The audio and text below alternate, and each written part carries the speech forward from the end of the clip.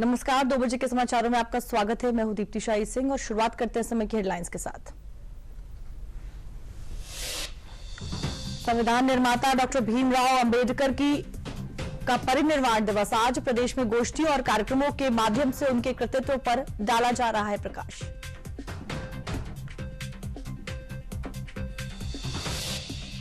वक्फ board संशोधन मामले में जेपीसी के अध्यक्ष जगदंबिका पाल ने गोंडा में कहा, बजट सत्र के अंतिम दिन संशोधन विधेयक किया जाएगा पेश। इसमें 44 बदलावों के साथ आम सहमति बनाने का किया जा रहा है प्रयास। देश भर में साधु संत मंदिरों और मठों के कायाकल्प के लिए सरकार से सनातन बोर्ड बनाने की कर रहे हैं मांग। इस बोर्ड में अखाड़ों के साधु संत ही हो सकेंगे शामिल, किसी भी राजनीतिक व्यक्ति को नहीं मिलेगी जगह। संभल में जुमे की नमाज को देखते हुए आरएएफ और पुलिस की टुकड़ियां कर रही हैं फ्लैग मार्च। चप्पे चप्पे पर तैनात हैं सुरक्षाकर्मी। इंटेलिजेंस एजेंसियां रख रही हैं नजर, किसी को भी अराजकता फैलाने का मौका नहीं। पीलीभीत और चित्रकूट की दुर्घटना में 11 लोगों की मृत्यु। मुख्यमंत्री ने पीड़ित परिवार के प्रति व्यक्त की संवेदना। अधिकारियों को तत्काल सहायता देने के दिए निर्देश।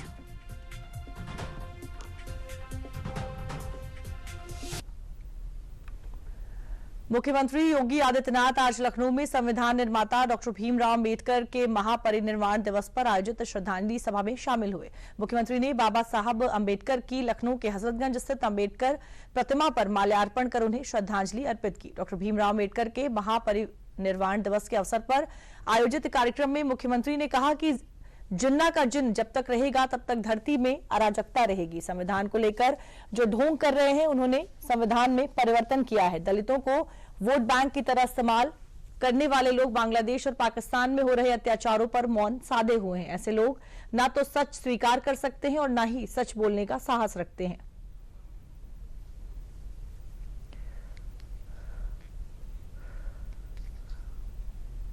दलितों के गांव चलाए जा रहे थे, उनका शोषण हो रहा था, उन पर अत्याचार किया जा रहा था। तब बाबा साहब भीमराव अंबेडकर ने खुला पत्र लिखा था हैदराबाद के निजाम की रियासत के सभी दलितों के लिए। उन्होंने कहा था अत्याचार हो रहा है, निजाम की रियासत को छोड़ करके तुम शेष भारत में महाराष्ट्र की तरफ या अन्य ओर चले आओ, लेकिन किसी भी स्थिति में अपना धर्म मत बदलना। यह संकल्प था बाबा साहब भीमराव अंबेडकर का। और स्वतंत्र 1947 से में 46-47 में जब उन्हें प्रलोभन देने का प्रयास हुआ, हैदराबाद के निजाम ने भी दिया, पाकिस्तान प्रस्थ जिन्ना के लोगों ने भी दिया, लेकिन बाबा साहब अपने आदर्शों से टस से मस नहीं हुए, हटे नहीं। उन्होंने कहा नहीं, मैं पहला और अंतिम भारतीय ही रहूंगा। यानी जन्म अगर भारतीय के रूप में मैंने लिया है तो मेरी अंतिम यात्रा भी भारतीय के रूप में ही निकलेगी। और आजीवन उन्होंने इस व्रत का पालन किया। लगातार वो दलित समुदाय के लिए कार्य करते रहे, उसको आगाह भी करते रहे। जिन लोगों ने बाबा साहब भीमराव अंबेडकर की बात को माना, वे भारत के अंदर सुरक्षित हैं, आरक्षण का लाभ प्राप्त कर रहे हैं, हर प्रकार का सम्मान और सुविधाओं को उपलब्ध करवाने का दायित्व सरकार आज उनके लिए उपलब्ध करा रही है। लेकिन जिन लोगों ने धोखे से योगेंद्र नाथ मंडल की बात को मान करके बहक गए थे, वे पाकिस्तान के अंदर भी और बांग्लादेश के अंदर भी किस प्रकार का अत्याचार सह रहे हैं, यह दृश्य आज हम सबके सामने है। संभल हिंसा में आज जुमे की नमाज को देखते हुए जिला प्रशासन चुस्त और दुरुस्त दिख रहा है। संभल से लेकर बरेली तक आरएएफ और पुलिस के जवान गश्त कर रहे हैं। हर महत्वपूर्ण स्थानों पर फोर्स को तैनात किया गया है। किसी भी अनहोनी से निपटने के लिए पुलिस प्रशासन मुस्तैद है। संभल हिंसा के तार विदेश से जुड़ने के बाद सुरक्षा एजेंसियां भी सतर्क हो गई हैं। डीआईजी मुनिराज ने बताया कि सभी क्षेत्रों में पुलिस मुस्तैद है। शांति व्यवस्था भंग करने की किसी को इजाजत नहीं है। 30 से ज्यादा मजिस्ट्रेट की ड्यूटी लगाई गई है। पीस कमेटी की बैठक हुई है, जिसमें शांति व्यवस्था बनाए रखने की बात कही गई है। संभल में सर्च ऑपरेशन अभी जारी है। आज संभल आया है और संभल आते हुए सभी हमारा RAF और RRF और हम SP और DEM संभल के साथ हम लोगों ने फ्लैग मार्च कराया। पूरी इलाका का एक बार पूरी का एक और आज के दिन में क्या स्थिति है उसके बारे में एक फर्स्ट हैंड इन्फॉर्मेशन हम लोगों ने पैदल गश्त करते हुए देखा। पूरी जनपद संभल शांत है, कोई दिक्कत नहीं है। फिर भी ऐसे प्रिकॉशनरी मेजर हम लोगों ने ऑलरेडी यहाँ पे कई कंपनी PSC और RAF और RRF डिप्लॉय करके रखा है। इसके अलावा बैरिकेडिंग ड्यूटी भी लगी है और रूट ऑफ ड्यूटी भी कल लगेगी और कल सुबह का हम लोग ड्रोन के माध्यम से छतों पर निगरानी भी करेंगे और साथ साथ सिविल पुलिस मंडल का सिविल पुलिस भी यहाँ पे कल एक्स्ट्रा डिप्लॉय करेंगे। वो लगातार हम मॉनिटरिंग करते रहेंगे। इसके लिए पूरी मंडल पर भी हमारा बाकी जनपद में मुरादाबाद, बिजनौर, रामपुर और हमरोगा में भी सेक्टर स्कीम लागू हुए कल का मद्देनजर रखते हुए और सभी जगह पूरी मंडल में भी शांति से निकलेगी। हमने 30 मजिस्ट्रेट लगाए हैं और उसके साथ साथ पीस कमेटी की मीटिंग भी कर रहे हैं। सभी जितने भी मस्जिदें हैं उनके जो प्रमुख हैं उन सभी से हमारी बात हुई है। तो पीस कमेटी की मीटिंग के बाद वो अपनी बाइट भी सोशल मीडिया पर जारी करेंगे और कल की जो जुमे की नमाज है वो शांति से अदा होगी और 3 लेयर सिक्योरिटी जो पिछले जुमे की नमाज को रही थी उतना ही सिक्योरिटी सिस्टम भी हमारा रहेगा। तो हम सतर्क हैं और संवेदनशील भी है आज के दिन स्थितियाँ, लेकिन सब कुछ नियंत्रण में है। और पूरा प्रदेश आज हाई अलर्ट पर है। सुरक्षा एजेंसियां पूरी तरह से चौकन्ना है। ब्लैक कैट कमांडो से लेकर पुलिस फोर्स तक अलर्ट मोड पे है। 6 दिसंबर को अयोध्या में ढांचा विध्वंस किया गया था, जिसको लेकर पूरे अयोध्या और उसके आसपास के क्षेत्रों में पुलिस प्रशासन पूरी तरह सतर्क दिख रहा है। संभल से लेकर मथुरा तक और बरेली से लेकर मऊ तक पैरामिलिट्री फोर्स फ्लैग मार्च कर रहे हैं। वरिष्ठ अधिकारी पूरे प्रदेश पर निगाह बनाए हुए हैं और पल पल की जानकारी ले रहे हैं।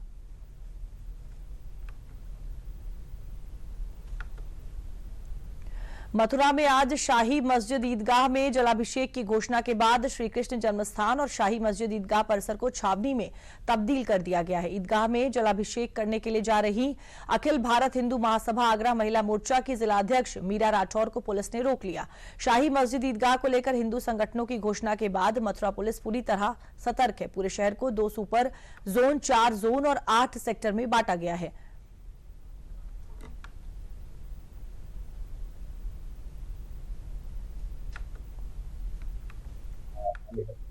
जन्मभूमि को लेकर के निश्चित रूप से चूंकि एक महत्वपूर्ण स्थल है और हिंदुओं के आस्था का केंद्र है, तो वहां पर किसी तरह की कोई न्यूसेंस न हो, उसको लेकर के हम लोग सतर्क हैं।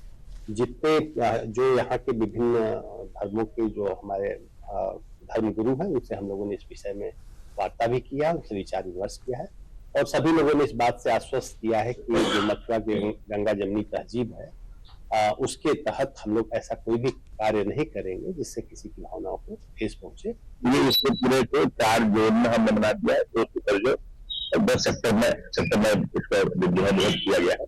सभी जो सेंसिटिव पॉइंट है वहाँ पर बैरिकेडिंग लगा करके चेकिंग की जा रही, जो लोग यहाँ आ रहे हैं की जा रही। इस विशेष ध्यान दे रहा है जो श्रद्धालु हैं जो दिन प्रतिदिन यहाँ दर्शन करने आते हैं उनको किसी प्रकार का सुविधा होना। इसमें ट्रैफिक को एहतियात जो है डाइवर्ट किया गया है और चेकिंग किया गई है।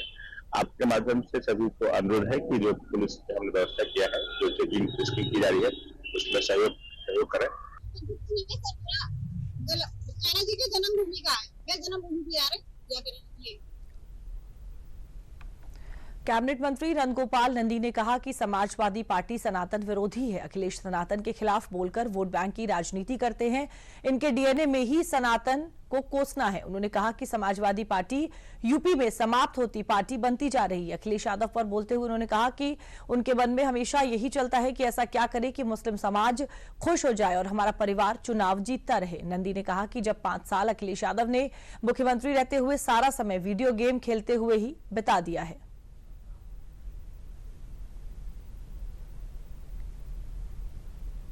समाजवादी पार्टी जो उत्तर प्रदेश में समाप्त होती हुई पार्टी की तरह बनती जा रही है। अभी आपने देखा 9 चुनाव में 7 पर हम जीते और 2 पर सिमट करके रहे।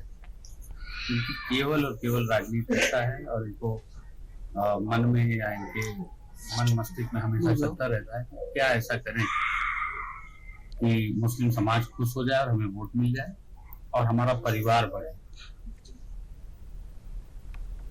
गोंडा में सांसद और वक्फ बोर्ड जेपीसी के अध्यक्ष जगदंबिका पाल एक निजी कार्यक्रम में शामिल हुए। इस अवसर पर उन्होंने पत्रकारों से कहा कि वक्फ बोर्ड पर जेपीसी की रिपोर्ट बजट सत्र के अंतिम दिन प्रस्तुत की जाएगी, जिसमें 44 अमेंडमेंट सहित विभिन्न मुद्दों पर आम सहमति बनाने के प्रयास किए जा रहे हैं। उन्होंने बताया कि लोकसभा अध्यक्ष से अनुमति मिल गई है। इसकी रिपोर्ट बजट सत्र के अंतिम दिन पेश होगी। बांग्लादेश में हिंदुओं पर हो रहे हमलों को लेकर कहा कि भारत सरकार ने इस मुद्दे पर बांग्लादेश की अंतरिम सरकार से हिंदुओं और अल्पसंख्यकों की सुरक्षा सुनिश्चित करने के लिए कहा था, इस पर चिंता व्यक्त की है।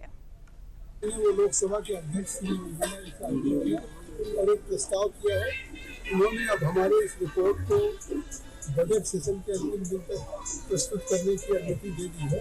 भारत सरकार के अल्पसंख्यक मंत्रालय के अधिकारियों को बुलाया है और जो 44 अमेंडमेंट हैं उसके क्लास बाय क्लास पे उनका प्रस्तुतिकरण हो चुका है। सरकार उसमें तो वहाँ के सरकार को प्रधानमंत्री जी ने कहा है, विदेश मंत्रालय उसको कंप्लीट करा और बांग्लादेश के वहाँ के प्रधानमंत्री ने कहा कि हम अल्पसंख्यकों को सुरक्षित रखेंगे। उन्होंने वायदा किया है। सरकार इसमें लगातार बांग्लादेश सरकार को से हस्तक्षेप भी कर रही है। लगातार उनको इस बात की कोशिश करें कि वहाँ पे हमारे जो हिंदू भाई हैं वो सुरक्षित।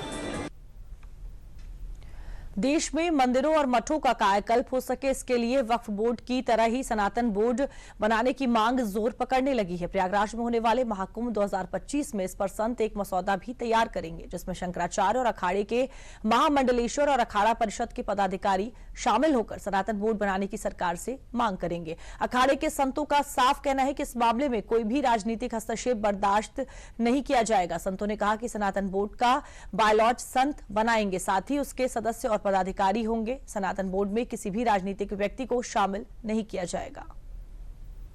बोर्ड का गठन इसको जल्दबाजी से न किया जाए, बहुत जल्दी ना किया जाए। इसको सोच विचार के ही बायलॉज बनाया जाए, इसका संविधान बनाया जाए।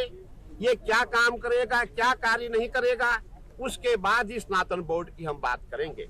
27 जनवरी को एक संत बड़ा सम्मेलन यहाँ किया जा रहा है, जिसमें 13 अखाड़े के संत महापुरुष रहेंगे। उसी पर चर्चा होगी कि इसका बायलॉज कैसे बनाया जाए, और उसमें 13 अखाड़े के पदाधिकारी होंगे, महामंडलेश्वर होंगे, महंत श्री महंत होंगे और आचार्य पीठाधीश्वर होंगे, और अखाड़ा परिषद के अध्यक्ष सानिध्य में श्री रविन्द्र पुरी जी महाराज के सानिध्य में कार्यक्रम किया जाएगा इसी मेला क्षेत्र में।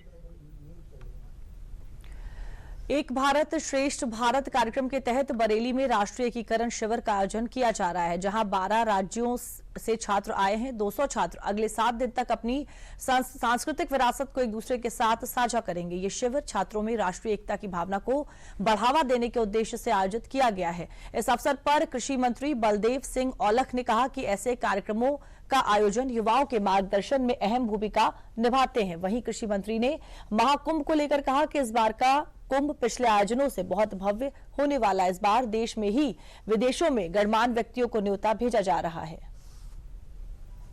यहाँ पर 1 हफ्ते के लिए इस कार्यक्रम में हैं और हमारे यहाँ के जो कुलपति महोदय जी हैं उन्होंने पूरा इनका इंतजाम कर रखा है। और अच्छे यहाँ पर एक मिशन को लेके यहाँ पर बच्चे यहाँ पर आए हैं, अपने अपने स्टेट की, अपने अपने कल्चर की, एक अपने अपने वहाँ के जो प्रोग्राम्स हैं उनको यहाँ आपस में साझा करेंगे। तो ये बहुत अच्छी पहल है माननीय प्रधानमंत्री जी के नेतृत्व में, माननीय मुख्यमंत्री जी के नेतृत्व में। देखिए हमारे माननीय मुख्यमंत्री जी बहुत कुंभ को लेके बहुत गंभीर है। उन्होंने बहुत अच्छी तैयारियां कर रखी हैं। और जहाँ तक मैं आपको भी बताऊं कि सब जगह इंडिया में तो है ही, फॉरेन के लिए भी उन्होंने अपने यहाँ पे सब लोगों को भेजा है। हम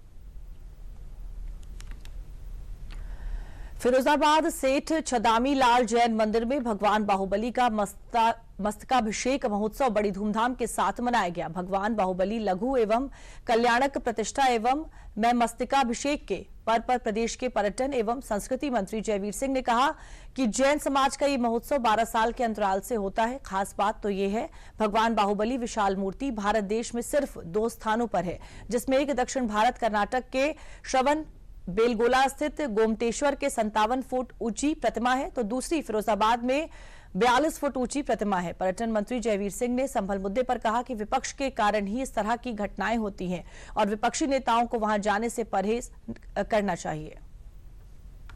लोग अपने जीवन में धारण कर लेंगे तो लोक कल्याण भी होगा, स्वयं का कल्याण भी होगा, राष्ट्र कल्याण भी उसमें हो सकेगा। संभल में ऐसा क्या है जिसको करने जा रहे हैं?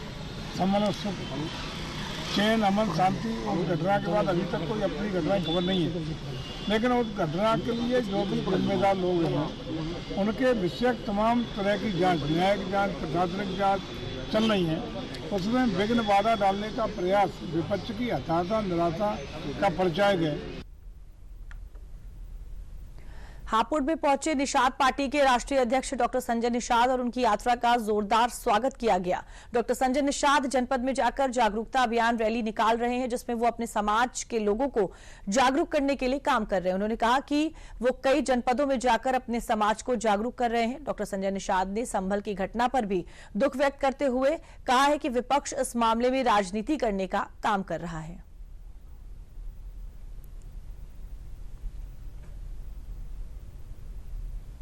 माता शाकंभरी के शक्तिपीठ से शक्ति लेकर कभी महाभारत काल में पांडवों के नकुल जी जहाँ शाम के नकुल होते हुए सहारनपुर से लेकर सोनभद्र तक 200 निषाद मछुआ बाहुल जहाँ हमारी बिरादरी रहती है, पहले उन्हें जगाऊंगा, बाकी उनको बताऊंगा। और इनकी पहचान थी, कभी त्रेता में भगवान राम को पार उतारे थे, मर्यादा पुरुषोत्तम भगवान राम के आदि बाल सखा निषाद राज के वंशज हैं, कश्यप ऋषि के वंशज हैं, कालू बाबा धीवर। इनका गौरवशाली इतिहास रहा है। अंग्रेजों से लड़े और अंग्रेजों ने कानून बनाकर उजाड़ा था 12 अक्टूबर 1871 के क्रिमिनल कास्ट घोषित किया था।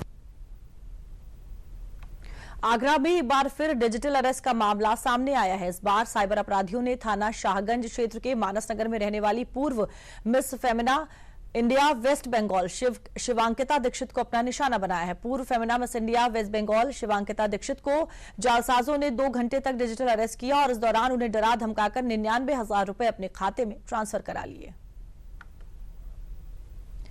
शिवांकिता दीक्षित के पास साइबर अपराधियों द्वारा खुद को सीबीआई अधिकारी बताते हुए कॉल किया गया। साइबर ठगों ने शिवांकिता को मानव तस्करी और मनी लॉन्ड्रिंग के मामले में फंसाने की धमकी देते हुए कहा कि आपके खिलाफ केस है। इसके बाद उसी शख्स ने उन्हें बचने का झांसा देते हुए रुपयों की मांग कर दी, जिसके बाद शिवांकिता ने 99,000 रुपए ट्रांसफर कर दिए।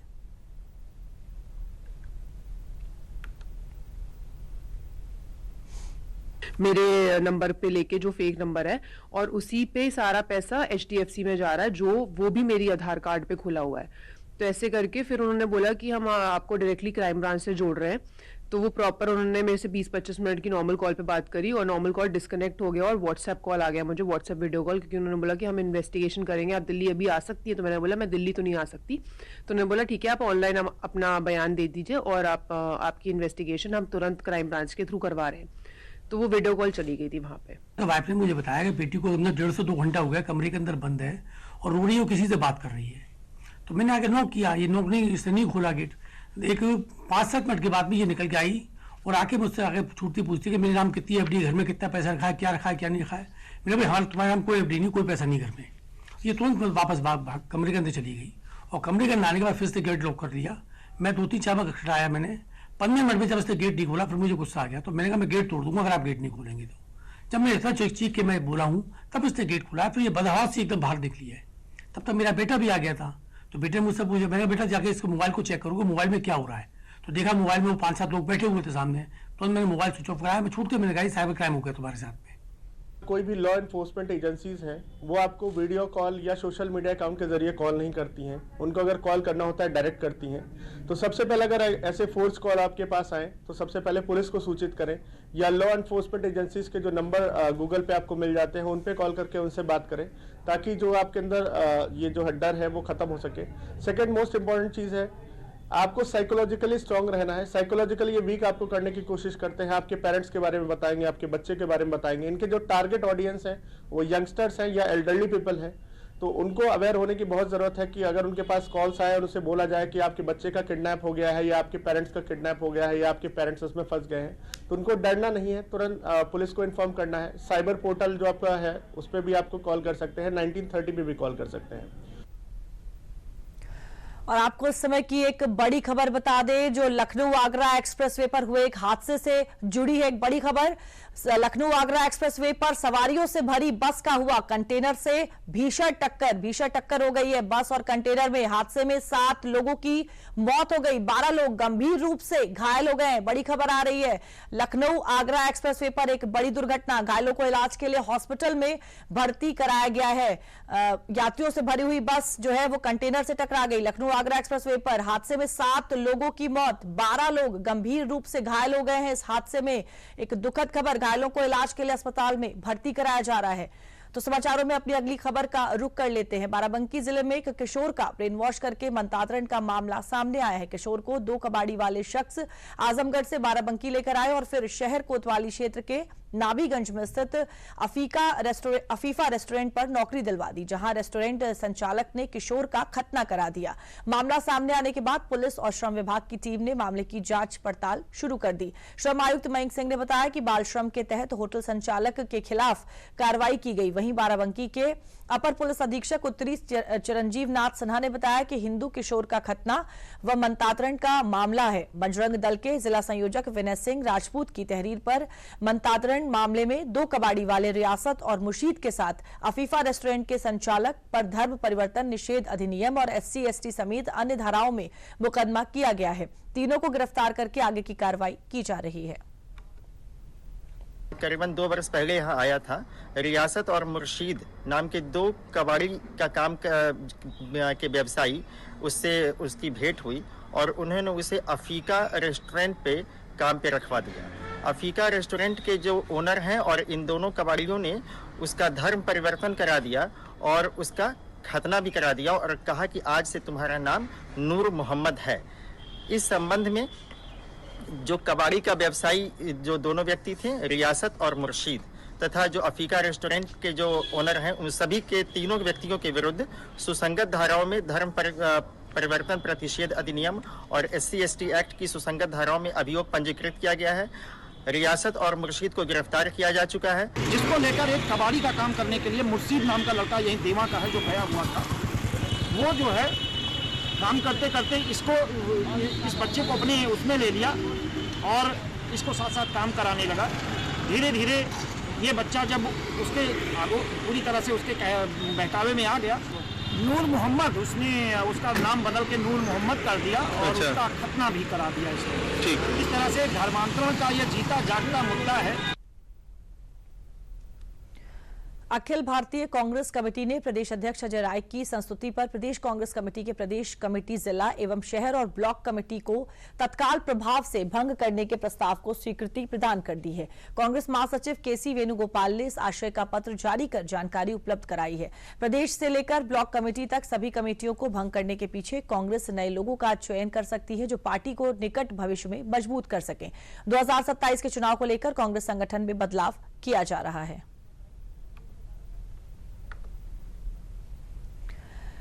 अलीगढ़ के धनीपुर मंडी में 5 दिसंबर को मंडी परिषद ने मुख्यमंत्री उपहार योजना के तहत कृषकों को करोड़ों रुपए के उपहार वितरित किए, जिसमें 40 सोलर पावर पैक संयंत्र, 24 mixer grinder, 24 power sprayer, 24 happy seeder समेत 8 पंपिंग सेट एयर, 8 रोटावेटर शामिल हैं। 6 पावर डिबेन harvester, 8 tractor, 6 mulcher, 4 power tiller, 4 round straw baler का वितरण भी किया गया। वहीं लाभार्थी किसान उपहार पाकर खुश हैं। उनका कहना है कि आज हमें मुफ्त उपकरण सरकार के द्वारा दिए गए हैं, इससे हम स्वयं का कार्य करेंगे और इन उपकरणों से दूसरे किसानों का भी कार्य कर आमदनी करेंगे।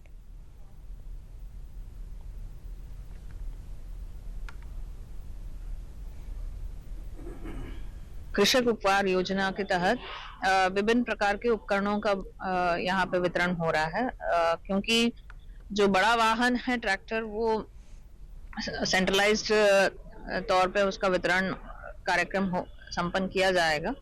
बाकी जो अन्य उपकरण है जैसे सोलर पैनल है, मिक्सर ग्राइंडर है, टिलर है या बैक्टर है, ये सारी उपकरणों का जो चयनित किसान है इसमें, उन लोगों को यहाँ पे लगभग 148 लोगों का आज यहाँ पे वितरण का कार्यक्रम संपन्न किया जा रहा है। मुख्यमंत्री कल्याणकारी योजना के अंतर्गत जो विगत वर्ष में ड्रा किया गया था, उससे संबंधित पुरस्कार जो है 148 किसानों को हम लोग वितरित करने जा रहे हैं।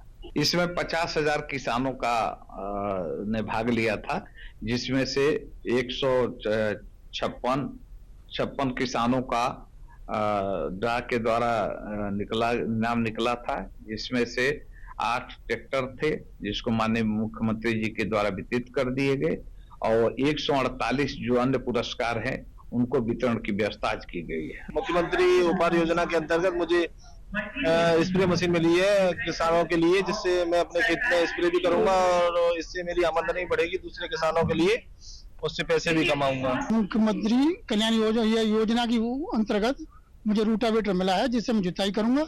मुझसे कोई पैसा पाई नहीं लिया गया और निःशुल्क मिला है, उनके लिए बार बार हमारी तरफ से धन्यवाद। मेरे को ये मशीन गेहूं बोने वाली मशीन मिली है और बिना पैसे की मिली है। मैं अपना खुद का काम करूंगा और मेरे गांव बस्ती के जो पड़ोसी लोग हैं उनका भी काम करूंगा, जिससे मुझे रोजगार मिलेगा और मैं आगे बढ़ूंगा। मुझे धन्यवाद देता हूं उस मुख्यमंत्री जी को, बिना पैसे के और हमारा ये रोजगार धंधा आगे बढ़ाया, जो कि हम खेती में काम करने से आगे और बढ़ जाएंगे।